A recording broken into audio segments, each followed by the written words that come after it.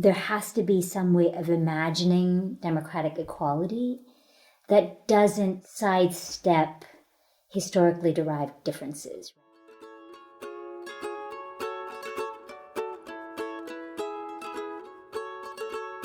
From Brandeis University, welcome to Recall This Book, a podcast that looks backwards to see into the future. Our idea is to assemble scholars and writers from different disciplines to make sense of contemporary issues, problems, and events by looking at books that shaped the world we inherited. Today, the hosts are John Plotz, professor of English from Brandeis. Hello, John. And we are joined by Ajantha Subramanian. And the topic for today will be meritocracy and privilege in higher education. Ajantha is professor of anthropology and South Asian studies at Harvard University. Her first book, Shoreline, Space and Rights in South India, published in 2009 by Stanford University Press, chronicles the struggles for resource rights by Catholic fishers on India's southwestern coast.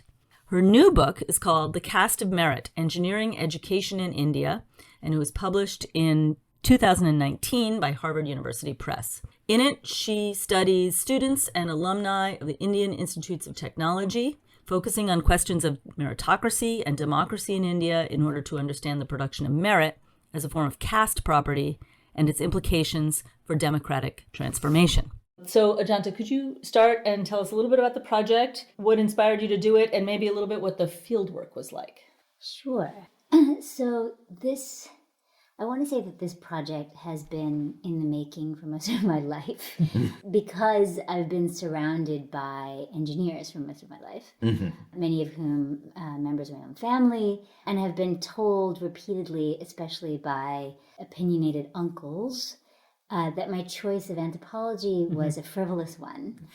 And I was only able to make it because my father worked in international development and was able to afford me the luxury of pursuing whims.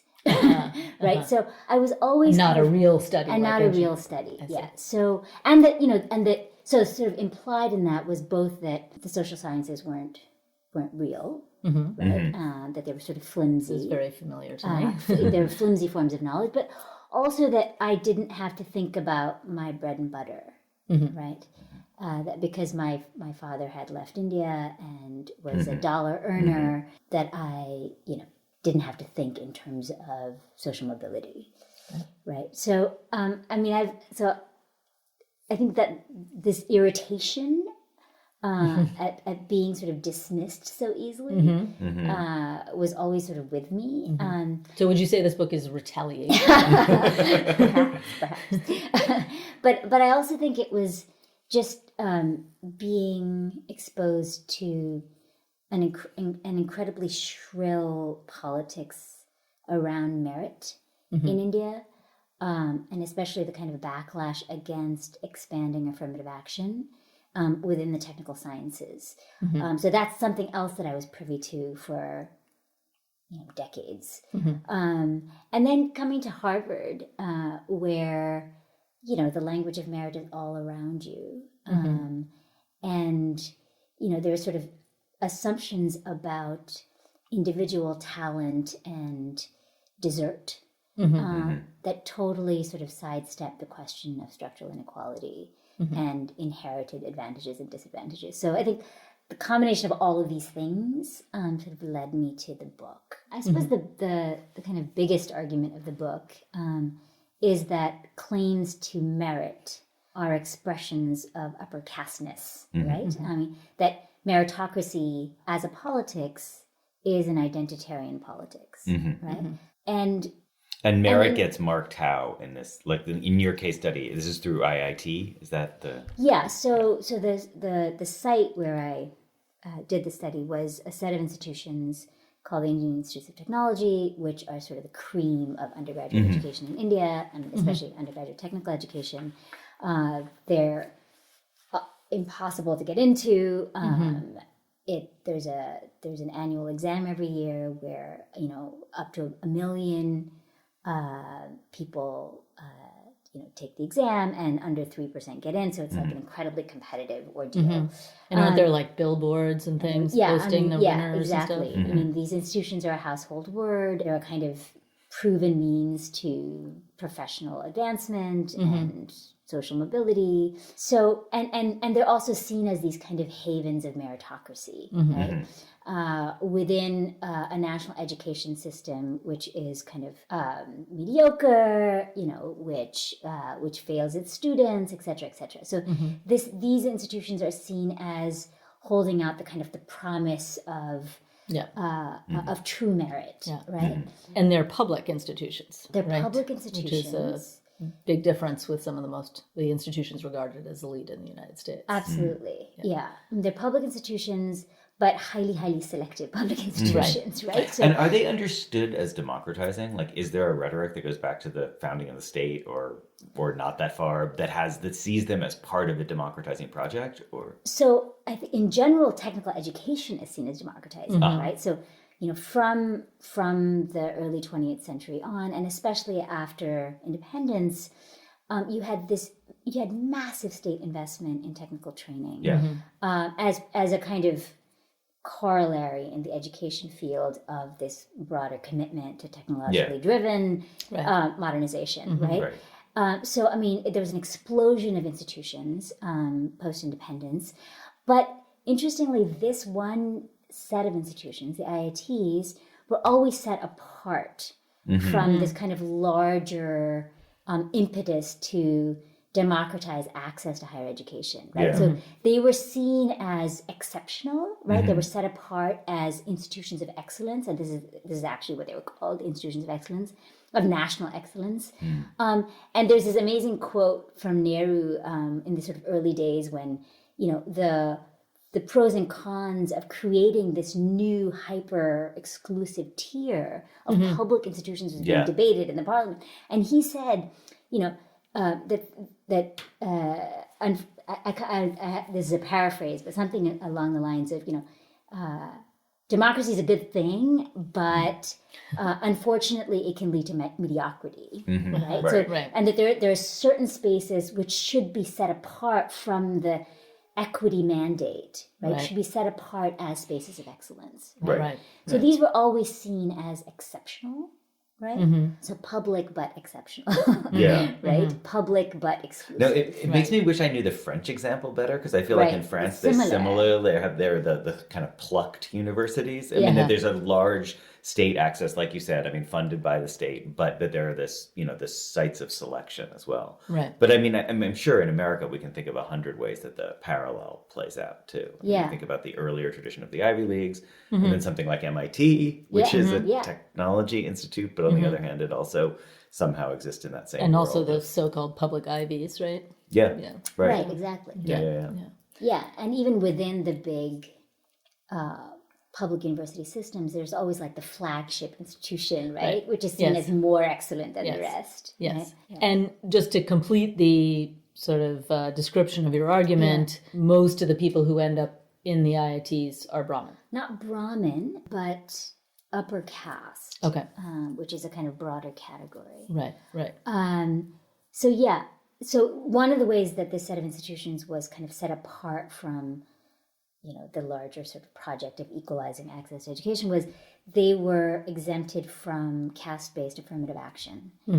So until, so through the first 2 decades after their founding, there was no affirmative action at all. Whereas there was for other universities. Whereas there were for even the very next tier of institutions, right?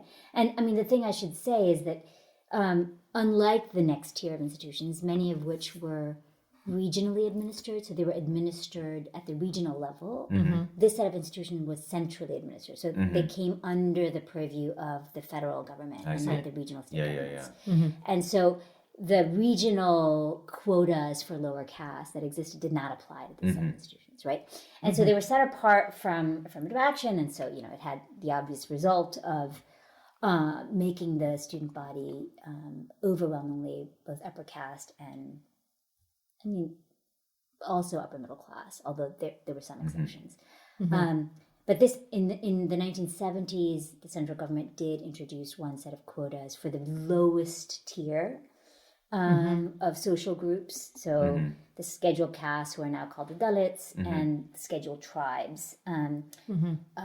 But the sort of overall state of education was such that they rarely filled those quotas, Mm-hmm. and it was only in the 1990s and 2000s that new quotas were introduced for the intermediate rung of castes, Who might in fact be more likely to actually end up in the exactly who were actually much more of a threat, right to kind of upper caste hegemony of these institutions. Yeah. So can I ask you to gloss out, one of my favorite sentences in this awesome book is you say that the leveraging of merit must be seen as an expression of upper caste identitarianism that attempts to forestall progress towards a more egalitarian society and derives its legitimacy from a larger global politics of ascription.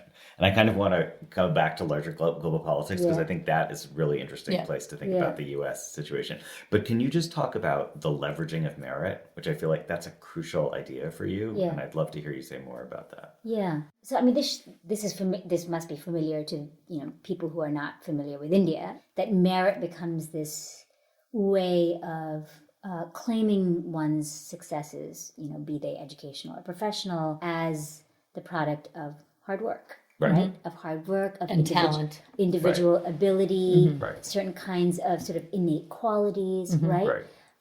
So merit becomes a way of bracketing structural considerations altogether, right? So one of the things that's so evident at these institutions, and also in India more generally, is every time there's a kind of claim on a previously kind of exclusive institutional space, right? Whether it's the state, so the state bureaucracy, or higher educational institutions, the pushback is typically in the language of merit, right? We have to preserve merit at all costs, right?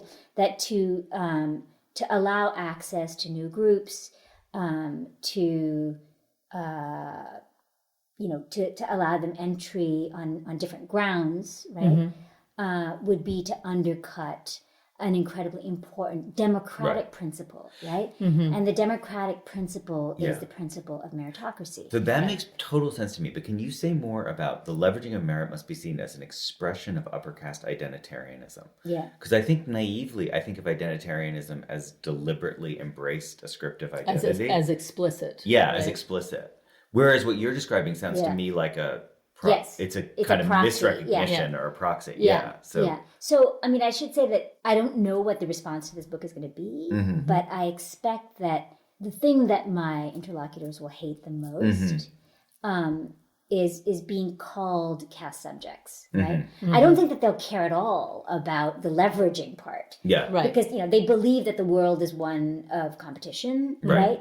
That groups are in a tussle with other groups, and you use whatever means there are at your disposal to get ahead. That idea, I think, would be fine with them. What I think they would object to is being seen as expressing caste identity through those forms of leveraging. So they do see themselves as a kind of corporate unit, right? But the corporate identity is an institutional one. Right? They see themselves as IITians, or a kind of occupational one. They see themselves as engineers. So there are all these corporate brand forms of identity. identity that they are completely comfortable with. But caste, I think, is one that they actively disavow, and they don't disavow it as culture. So what I mean by that is, so if I ask them, what's your caste background, I think many of them would say what it is, right? But to see it as a structural advantage is something that they would strongly object to. But so is there then is there a kind of implicit tokenism then? Will they will cite an example of some friend of theirs, a fellow IIT who didn't get in? No, who's not of their caste. Like, in other words, there's Joe who's a Dalit or whatever. Absolutely. Absolutely, yeah. Because I feel like that's in America, that That's 1960, my black friend, Right. we remember that, that's like a sitcom move. Yeah. But here, I mean, it's interesting because more than that, there's a kind of claim that caste was invisible to them, at least within the space of the institution, and that this is something that again sets the IITs apart from the rest of Indian society. You don't see caste while you don't see caste while you're in it, because we're all engineers. Because we're all just like of a piece, being smart right? together. We're just all being smart together, right? And that you leave behind all of these unfortunate, right? Carryovers from a kind of pre-modern past. Right. You leave those all behind when you enter the space of the institution, and you're kind of remade, right? And is the idea that sort of makes people kind of on the springboard to global citizenship? Like they're... Well, global, but also national. Okay, right? both, Like there's something really important about a national project of transcending caste, right? But then how is that identitarianism? I think I still don't get that. Because that feels like it structurally might legitimate people in upper caste position. You can still you benefit from your status. But isn't identitarianism predicated on positively claiming belonging or So Stuart Hall has this interesting argument about race not always speaking in its own language, right? That there are other descriptors, other forms of sort of proxy discursive self-marking that stand in for race, right? And you recognize it as race based on what it is arrayed against, right? So in this instance, this kind of corporate identity is not just leveraged as a means to, whatever, accumulation, advancement, etc. It's also pitted against something, right? And the thing that it's pitted against is lower caste, right? So it's a kind of disidentification with this other corporate group. And it's that kind of binary formulation of what one is that allows you to see that this is in fact a form of upper casteness, right? So that kind of the oppositional framing is super important, right?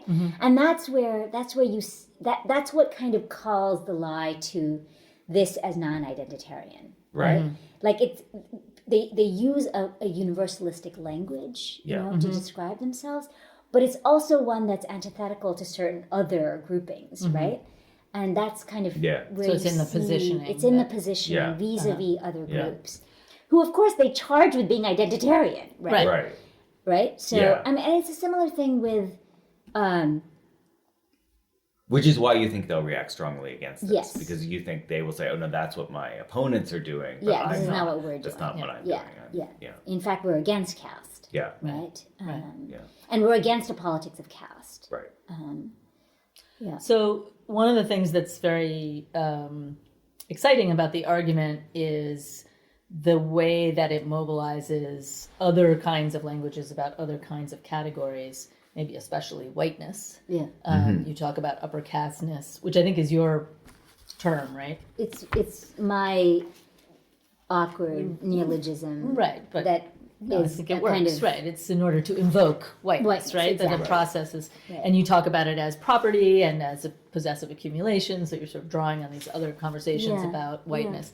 And this to a non-Indianist, non-specialist in India, maybe especially an anthropologist, but probably more broadly, is really interesting because caste is often thought of as being, radically different from race on the one hand and class on the other. And you're sort of showing the complex ways in which it in which its sort of mechanism is the same. So I don't know if you want to say more about that. I mean, this is, I think, and I'm certainly not the only one who's done this. Lots of people have argued for making caste more obviously comparable, right, to other systems of social stratification, right? That caste is so often kind of seen as the emblematic marker of Indian cultural difference, something that is so particular that it can't be compared or discussed alongside anything or else. It can only be compared on the basis of its radical difference. Yes. As a kind of foil.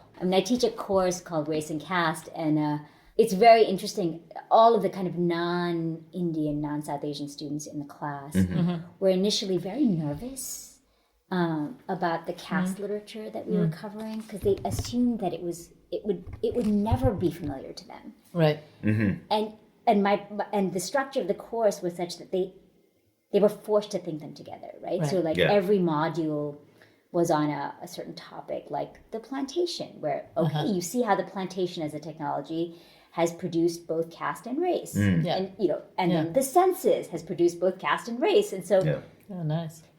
Anyway, so in that class, do you have a configuration for the triangle that Elizabeth alluded to, like caste, class, and race? Yeah. I mean, part of the point of the class is to insist that one of the reasons caste and race are comparable is because of a history of capitalist transformation, right? So caste and class, caste and race were were sort of instruments for the expansion of an imperial political economy. Yeah. And so it's important to and think a naturalization about class of difference that is smooths that process. Yeah, but also that one cannot think about class formation outside of these other categories, right? So when you think about class formation in a place like India or class formation in the United States, it was always rooted through these sort of so-called ascriptive categories, right? Of race and caste. So, so class was never something that operated in isolation from. So it's less a kind of argument about intersectionality, because intersectionality still keeps these things as like separate structures that then interact. Right. But I'm saying that class formation is inherently a caste process. Right. You can't think about it outside of caste. Good. I hoped you said that. It seems like a good connection to privilege. Yeah, this seems like a good moment to introduce our second text, which is really bringing to the forefront these kinds of comparisons. Yeah. The text is by Seamus Khan. It's called Privilege: The Making of an Adolescent Elite at St. Paul's School, and it was published in 2011 by Princeton. And Khan was a student at St. Paul's. He's also a South Asian American. And he then became a teacher as a sociologist. So he was a teacher at St. Paul's, but it was understood that he was doing his sociological study of St. Paul's as part of it. And he makes a really interesting argument about a kind of shift in the way in which privilege is mobilized over the past, I can't remember exactly, the few decades, let's say, right? Since probably he was a student. It isn't even that long. No, it's not that We're long. talking about perhaps 20 years. Yeah, I was going to say 30 years seems like long to me. I think maybe it might be a lot shorter than that. Maybe shorter, Data from the although I publication feel like of American even by Psycho the or something. 80s it was sort of starting. But Greed is good. Good. Yeah. Well, and specifically this shift from sort of privilege as being marked by the kind of boundaries that you can keep and the way that you can keep people out.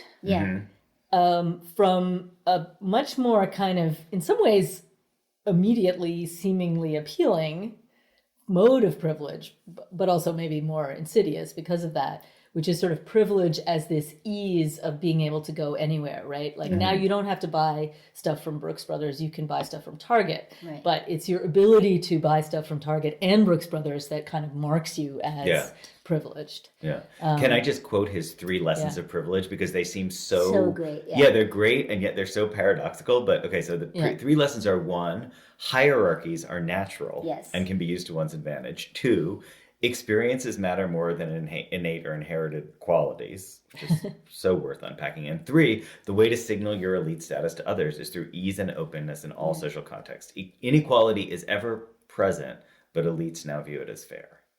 Right. So ease and openness, yes, but not democratic level. Right. So you get to go everywhere, but you go everywhere across difference.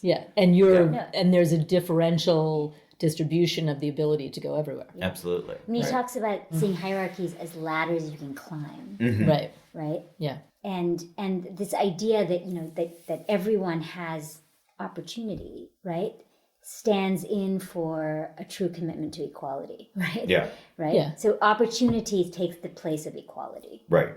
Yeah. And I mean, to me, it seems sort of an extension, or it's making the language of merit even more flexible, right? Because it makes it into this kind of traveling quality that isn't just linked to what used to be called breeding or accent or all these kinds of things. Yeah, and that's partly the alibi, right? I mean, as he says, St. Paul's has changed, right? I mean, it does. It looks more like the world, or like the nation, I suppose. Except, you scratch the surface and you realize that, in terms of class, for instance, there is still a uniformity, to who is able to come, right? But it's this idea that the doors are now open and people can come in, and that the new kind of outsiders, right, are the ones from these old elite families, right? The ones who think that they're simply entitled to St. Paul's because their legacy admits. I mean, they're the ones who are now seen as not embodying the spirit sort of deeply uncool. The institution, right? Yeah. But then the other part of it is, yes, it may look like more like the nation, and there may even be some class diversity, but the experience of St. Paul's is radically different for those different students, right? Absolutely. And the ways in which they are made to feel like they belong or not. Yeah. So by the end, I mean, you see that working class kids and non-white kids aren't able to inhabit that ease in the same way, right? Yeah. And especially if they insist on keeping their own backgrounds in the foreground, right?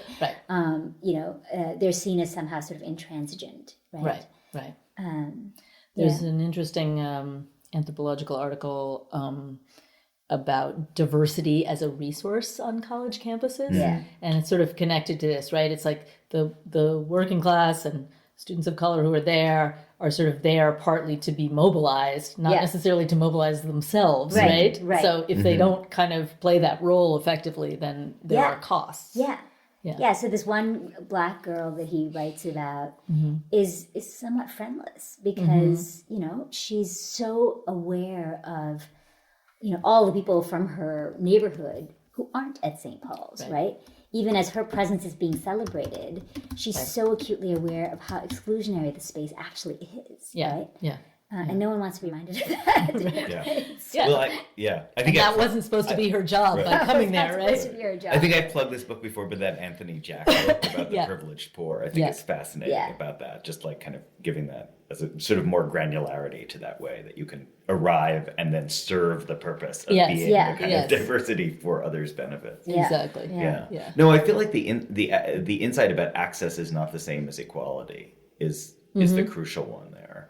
I mean, I guess the difference is that he's really emphasizing this discontinuity between a kind of older cohort, right, and this kind of newer group. And I don't.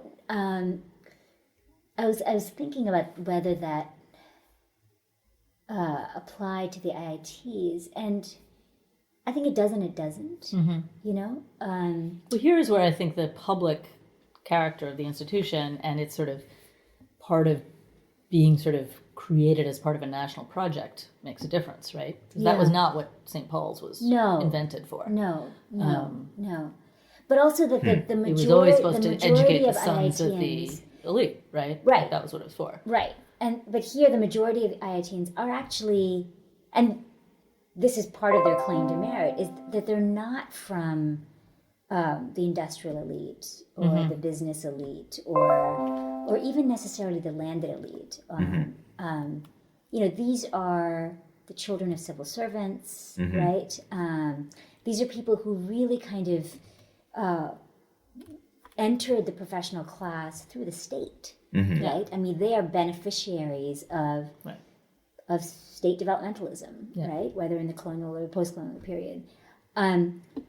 But they're upper caste. So this combination of being upper caste and middle class, I think makes for a different story than the one that Seamus Khan is telling, right? I think that's right. Yeah. So perhaps we should shift to recallable books. Yeah, Does that seem like a good moment? It does, but actually, can I just look? I just have one. I have such an inchoate question, so you guys can give a sharp answer to a dumb question, which is that In terms of the temporality of the disjunction here, I'm still trying to think about how this relates to kind of the most current rise of ethno-nationalism. Yes, yeah. And I mean, I heard you mention Trump really quickly, but I was just thinking about, you know, obviously there's a way in which certainly the Privilege book fits into a narrative about, you know, some of the internal contradictions of neoliberalism, right? Yeah, so that's an account that goes back to the 80s because it's about Reagan and it's about the rise of a kind of, you know, global meritocracy that refuses to name its own class status or something like that. But here we are, you know, we're probably 10 years into some different habitus or some different ethos. So how does this, how does the argument fit into that? Like you talk about, you know, you talk some about, you know, the rise of nationalism in the Indian context. You know, so can we talk about like that whiteness and upper casteness as as distinctly new? I mean, I do. So, I mean, part of what I'm trying to do in the book is say that this kind of comfortable way of inhabiting a kind of universal subjectivity, right? A kind of unmarked status.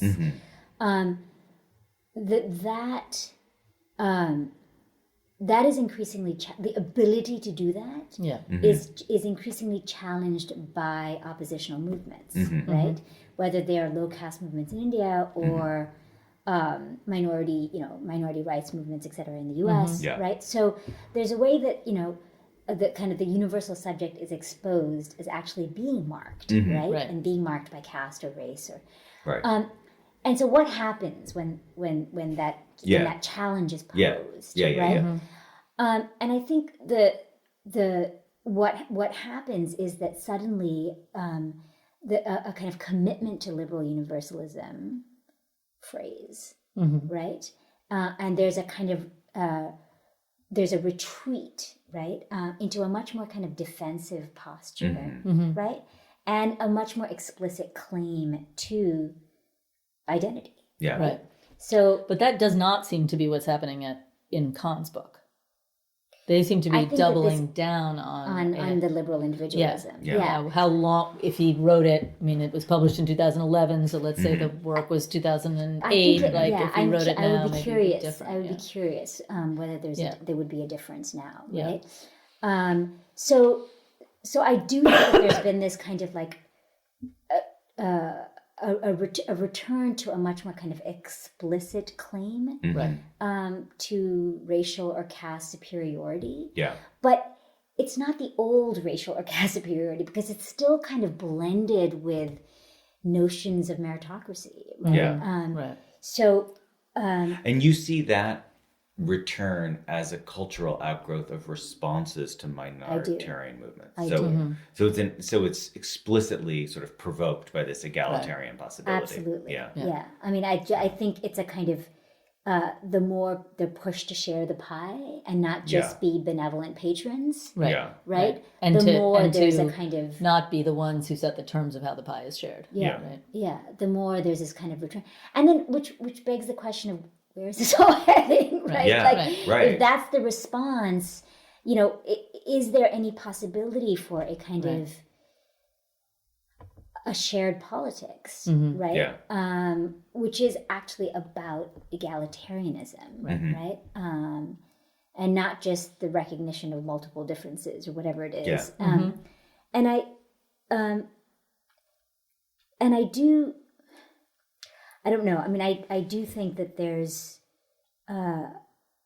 has to be some way of imagining democratic equality that doesn't sidestep historically derived differences, right? I mean, one has to work through those in order to achieve a kind of proper equality that's not just formal, right? It's where it's actually a sort of substantive form of equality. And I think one of the reasons why a kind of the sort of the earlier form of universalism was so hollow is because it was about the transcendence of difference and not about the working through like lived embodied differences in order to come to something that's more equal. Does that make sense? Right. Actually, maybe that's a good pivot to talk about my recallable book, which is basically a book from the moment of the guilt moment. So the book that I was thinking of is Nicholas Lehmann's The Big Test, and I think it's 1999. Yeah. But it's the secret history of the American meritocracy, and so it's about the SAT, and it's actually about, I mean, it's certainly about the privilege accorded to the old Ivies, but also, as somebody mentioned earlier, the public Ivies, like the way in which places like University of Michigan and University of California also had a kind of hyper porous screening mechanism that could draw people up into their world without fundamentally deranging the quality of the elite education they were offering. So it's just a fascinating, for me, it helped me think about how the American paradigm of public education has always had these internal differentiations in it. But the thing that I wanted to say that relates to the guilt point is that, Lehman does do a good job of explaining how this kind of new access into privileged education came out of the post-war American sense that somehow society had to be committed to democratic openness, even though people weren't willing to allow that process to go completely. At least they had to sort of provide some kind of redemptive narrative. Yeah. And so I guess in a way it's the case to be made for hypocrisy, that hypocrisy does produce some element of openness. But it's just a fascinating and it's granular account of how these educational systems can change superficially in so many ways without changing behind the scenes. It's so worth reading. Yeah. There's another book by this intellectual historian, John Carson. It's called, I'm forgetting the title, The Measure of Merit. And it's a comparison of France and the US. Oh, I'd love to read that. And the sort of like the twist in it is that France is the society, I suppose, that comes up with the IQ test, right? And the IQ test becomes all the rage in the United States. People pick it up and run with it. Because it's fits so well with ideologies of individualism, right? This idea of the kind of objective quantitative measurement of merit, whereas it falls by the wayside in France, right? Where where the sort of notion of institutions and kind of expert judgment is so powerful, right? That the test is not allowed to kind of stand in. Interesting. So that would be an interesting. Yeah, that would be a great comparison. So mine is actually, every time John does not bring up a 19th century novel, I feel that I must. Great. And in this case, it is Phineas Finn, which is written by Anthony Trollope. It's one of the Palliser novels. And I thought of it because, Phineas Finn is a member of the Irish gentry, but he's Catholic and he's Irish, which is also kind of marked, right? And he comes to London and he actually does very well. But there's a lot of conversation about him doing well, the reasons why he's doing well, even though he's Catholic and Irish. And there's quite a lot of sort of anti-Irish sentiment throughout Trollope's books. And, it comes down to these questions of breeding. He looks good in a coat. He knows how to hunt. A variety of ways in which he kind of displays his capacity to join, his merit, right? And the other part of it that I found interesting and relevant is that this is a time when not tests to enter universities, but tests to enter the civil service are being instituted, so that it's not only the children of the aristocracy or the gentry that are entering these things. And there's a lot of discussion. I mean, Trollope is really great about kind of bringing up these political questions sort of through the course of his plotting, and one of them is about the and he's a little agnostic, like he's describing this as a kind of outrage, but there's also a little bit of a feeling that he has a sort of sociological take on it as well, right? Of sort of, why the country is going to the dogs, because now this exam is being instituted. Yeah, and there's a couple of great recent books, one by Jennifer Ruth and one by Lauren Goodlad, that are both accounts of basically the understanding of the profession and the career as diverging at this moment, because the career is bureaucratically pegged to this kind of objective test, whereas the profession, and something like doctor or lawyer would be the superb example of that, has this kind of internalized merit account.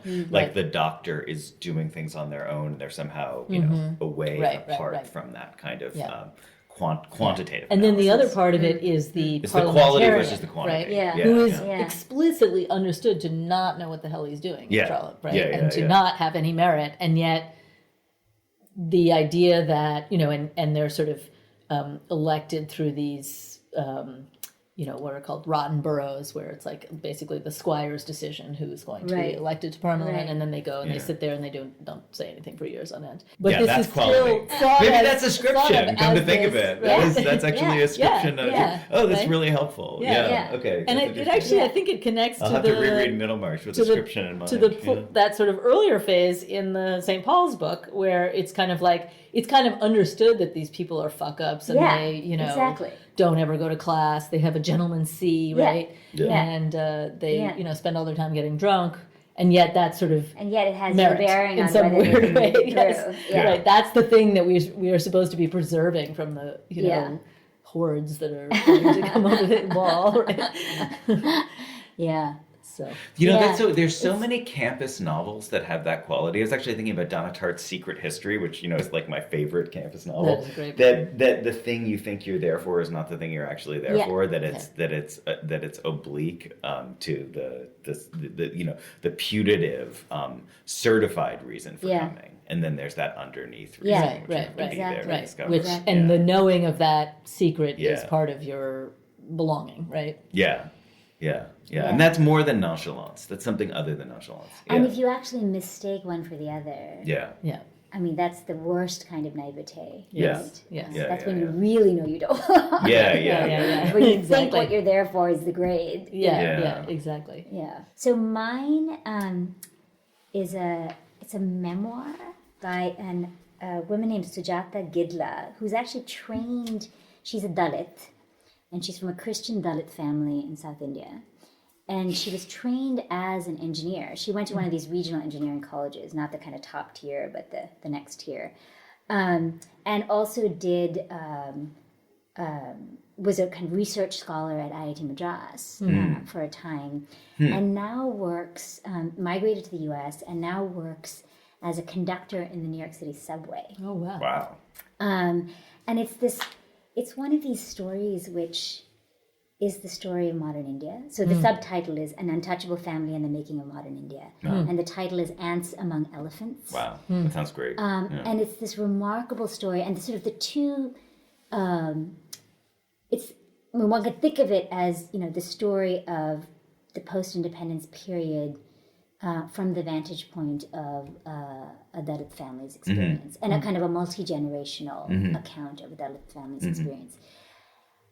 And so the two characters that really sort of jump out and that are kind of the stars of the story are her uncle, her maternal uncle, who ends up being this kind of communist radical, right? Who is hell-bent on sort of organizing the peasantry for revolution, right? But he's also this incredibly complicated figure, right? Who, you know, falls in love with a kind of upper caste girl and is shunned by her, and just is there's nothing sort of one-dimensional about any of these characters. Her mother is this really interesting character who's kind of forced into an arranged marriage, but is this kind of the shining star on her horizon, and lines things up in such a way that she's afforded every possible opportunity, right?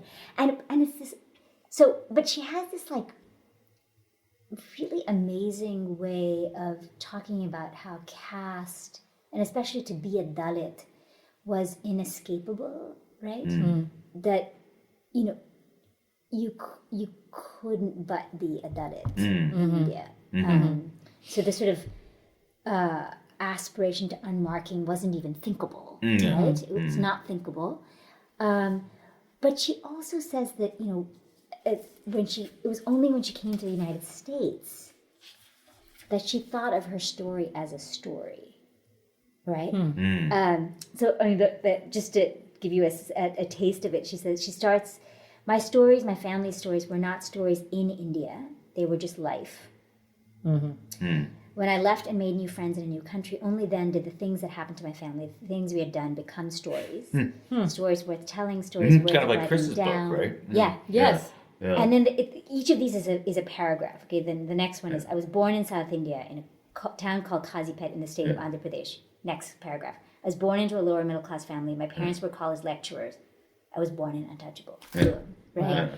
So it's a kind of like coming to consciousness story, but one where she was always conscious, right? So it's quite remarkable, and I haven't read anything like it. Wow, that sounds great. That's great. And there's a whole tradition of the kind of Dalit memoir. There are precursors to this that are kind of in the same vein. But there's something about hers which is almost more compelling because it's so unsentimental, right?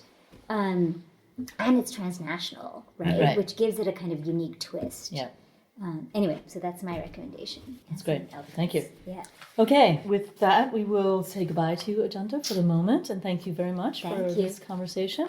Yes, and thank you, John. So much. Yeah. Recall This Book is the brainchild of John Plotz and Elizabeth Ferry. It is affiliated with Public Books and is recorded and edited in the Media Lab of the Brandeis Library by Plotz, Ferry, and a cadre of colleagues here in the Boston area and beyond. Our music comes from a song by Eric Chaslow and Barbara Cassidy, Fly Away. Sound editing is by Claire Ogden, and production assistance, including website design and social media, is done by Matthew Schratz and Kaliska Ross. Mark DeLello oversees and advises on all technological matters, and we appreciate the support of University Librarian Matthew Sheehy and Dean of Arts and Sciences Dorothy Hodgson, and at the Mandel Center for the Humanities at Brandeis. We always want to hear from you with your comments, criticisms, or suggestions for future episodes. You can email us directly at ferry or at plots@brandeis.edu, or contact us via social media and our website. Finally, if you enjoyed today's show, please be sure to write a review of us on iTunes, Stitcher, or elsewhere. You may be interested in checking out past episodes, including topics like love, deindustrialization, Polynesia, or some other angle altogether. Other episodes, which we're calling Recall This Book in Focus, include conversations with Samuel Delaney, Zadie Smith, Mike Lee, and more to come. And with that, thank you and good day.